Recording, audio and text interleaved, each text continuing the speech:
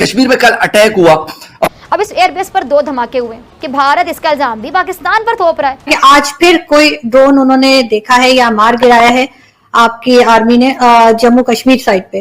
तो ये भी गलतफहमी में नहीं रहना कि कोई कार्रवाई नहीं होगी, क्योंकि ये नरेंद्र मोदी की सरकार है। यहाँ पर जैसे प्यूनिटिव एक्शन पहले हुए हैं, जिस प्रकार से पुलवामा के बाद बालाकोट और उरी के बाद सर्जिकल स्ट्राइक, ऐसा भी हो सकता है। दोस्तों आइए देखते हैं पाकिस्तानी मीडिया की लेटेस्ट वीडियो और किस तरह से अभी पाकिस्तान मोदी सरकार से घबराया हुआ है।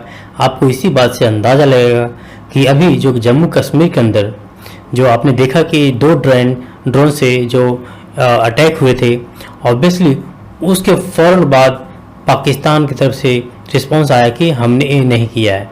तो बेसिकली ये जो पाकिस्तान का जो कैरेक्टर है ये ऑब्वियसली समझ चुकी है कि मोदी सरकार पाकिस्तान को छोड़ने वाली नहीं है उसके किसी भी एक्शन से, और ये करवाया पाकिस्तान नहीं है। क्योंकि जिस तरह से अभी जम्मू कश्मीर के अंदर जो एक शांति की बहाली हुई है और पूरी पीस प्रोसेस का दौर चला है, तो उससे पाकिस्तान बिल्कुल घबराया हुआ है कि एक तरफ तो जहाँ जम्मू कश्मीर से हाथ निकलता जा रहा है, तो लेकिन ऐसे में अगर वहाँ कुछ ना करवाया जाए, वहाँ पे इंटरनेशनल मीडिया का ध्यान ना ला जाए, तो कहीं ना कहीं ये दुनिया कश्मीर को भूल न जाए। और यही पाकिस्तान नहीं चाहता, क्योंकि ये चाहता है कि किसी तरह से वहाँ कुछ होता रहे। लेकिन मजबूरी है कि पाकिस्तान अब तो डायरेक्टली जो पहले खुलेआम करता था उसको अब नहीं कर सकता है। तो दोस्तों आइए इस ड्रोन तो आया है, चाहे वो पाकिस्तान की तरफ से बॉर्डर पार करके आया है या आतंकवादियों ने उसको लोकली इस्तेमाल किया है।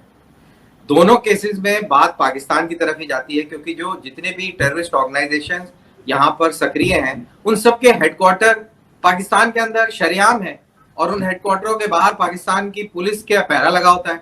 अभी हाफिज सईद के घर के सामने बॉम्ब ब्लास्ट हुआ और उसी के घर के आसपास पाकिस्तान की पुलिस का पहरा था।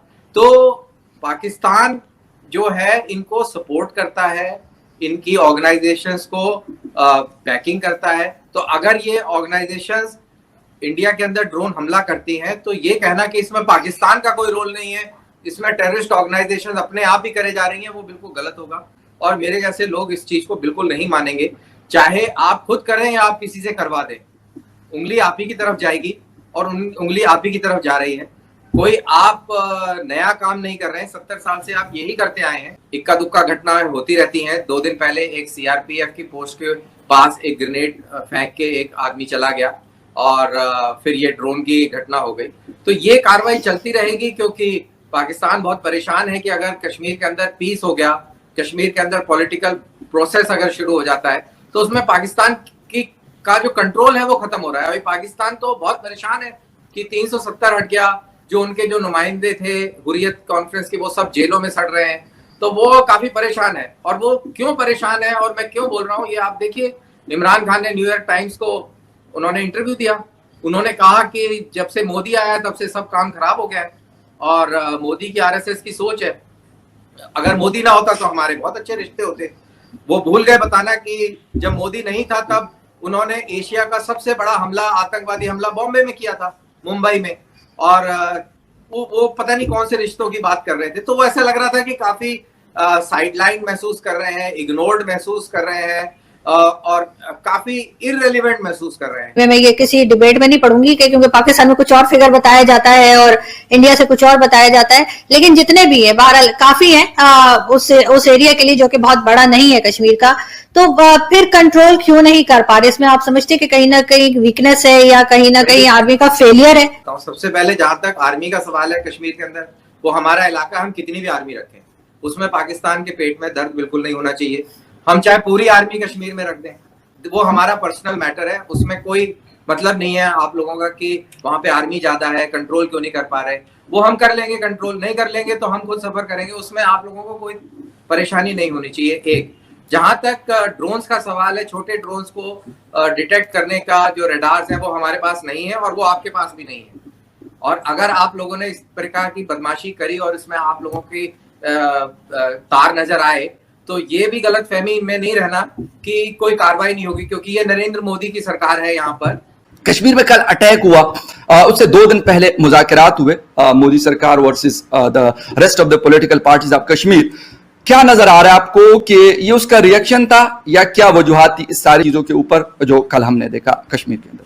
तो हो क्या रहा है कि अभी हमने डेवलपमेंट की एक रोड मैप बनाया मोदी साहब ने, और सभी पार्टीज के स्टेक होल्डर को बुलाया, और सभी ने ये माना कि जो कुछ हुआ वो हिस्ट्री है, और अब हम आगे चलते हैं, आगे स्टेटहुड मिलना चाहिए, इलेक्शन होने चाहिए, और कश्मीरी पंडित भी वापस आने चाहिए, और जो पॉलिटिकल प्रिजनर हैं उनको भी छोड़ा जाना चाहिए। और इसके लिए मोदी साहब की गवर्नमेंट बिल्कुल ओपन है। उसने बोला बिल्कुल। ऐसे में मुझे लगता है कि पाकिस्तान को लग रहा है कि भाई अब तो ये तो कश्मीर तो हमारे हाथ से गया, और ऐसे में वो कुछ ना कुछ ऐसा करना चाहते थे कि ये दिखाएं इंटरनेशनल कम्युनिटी को कि भाई यहाँ पर कुछ अभी भी जो हालात सामान्य नहीं। और ये जो कार्रवाई कराई है ड्रोन की एयरफोर्स स्टेशन के जो आपका इलाके में जम्मू में, ये मुझे लगता है कि पाकिस्तान की ISI की इन्वॉल्वमेंट है, क्योंकि जो ड्रोन का इतना बड़ा इस्तेमाल करके और आपके इस इतने इलाके में आना, वो एक स्पेशलाइज जॉब है, वो ऐसा कोई भी टेररिस्ट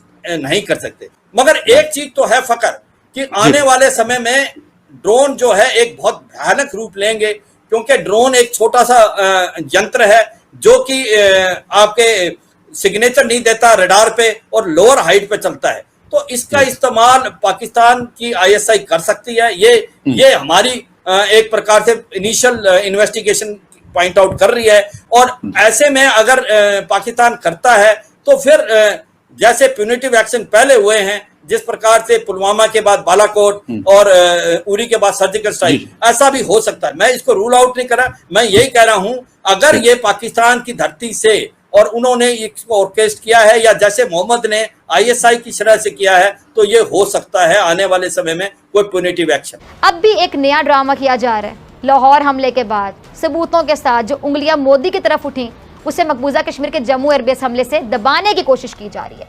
अब इस एयरबेस पर 2 धमाके हुए, इंतहाई सिक्योरिटी वाले भारतीय फजाइया के स्टेशन पर 5 मिनट के फर्क से 2 धमाके हुए।